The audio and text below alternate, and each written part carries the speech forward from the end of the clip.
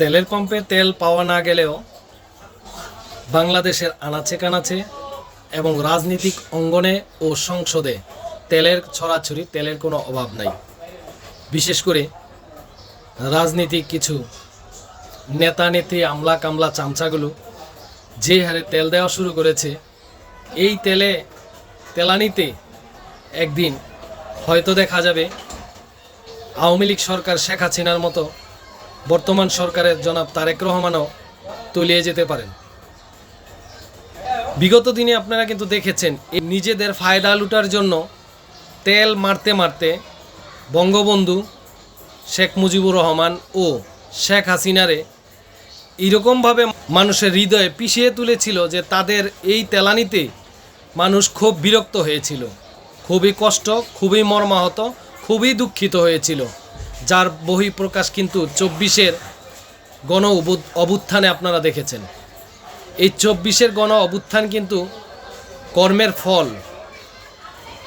হয়তোবা অনেকে আমার কথাগুলো খারাপ লাগতে পারে, শরীরে বিনতে পারে, কিন্তু এটাই বাস্তব, এটাই সত্যি যে এই তেল মারতে মারতে শেখ হাসিনা সরকার এবং শেখ মুজিবুর যেরকমভাবে মানুষ খুব ঘৃণিত এবং নিগৃহীত করেছে, ঠিক তদ্রূপ বর্তমান সরকার জনাব তারেক রহমান তথা দেশনেত্রী, আপোষহীন নেত্রী, যিনি অনেক জুলুম নির্যাতনের মধ্য দিয়েও দেশ ছেড়ে পালায়নি, যায়নি, সেই নেত্রীকে একদিন মানুষের কাছে ঘৃণিত করে ফেলবে এই তেলবাজরা।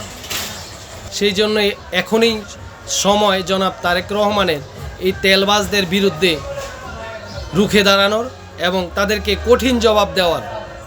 বিগত দিনে আওয়ামী লীগ সরকারের সময় এই তেলবাজরা তেল দিতে দিতে শেখ হাসিনাকে হজরত বানিয়ে সাহাবী কিংবা নবীদের সাথে তুলনা করেছিলেন। সেই সময়টা কিন্তু এখনই হয়েছে। আমরা দেখেছি পহেলা বৈশাখের দিনে হজরত তারেক রহমান বলা হয়েছে। এই যে একটা অপরাজনীতি, এই যে ইসলামের একটা অপসংস্কৃতি চালু করে দিয়েছে, এটা কিন্তু মোটেও বাংলাদেশের মানুষ যারা বুঝনেওয়ালা লোক, তেলবাজ না, তারা কিন্তু পছন্দ করবে না। অনেক লোক আছে যারা রাজনীতিকে পছন্দ করে না, নেতাদের কর্মকে পছন্দ করে না, সিস্টেমেটিক লস পছন্দ করে না।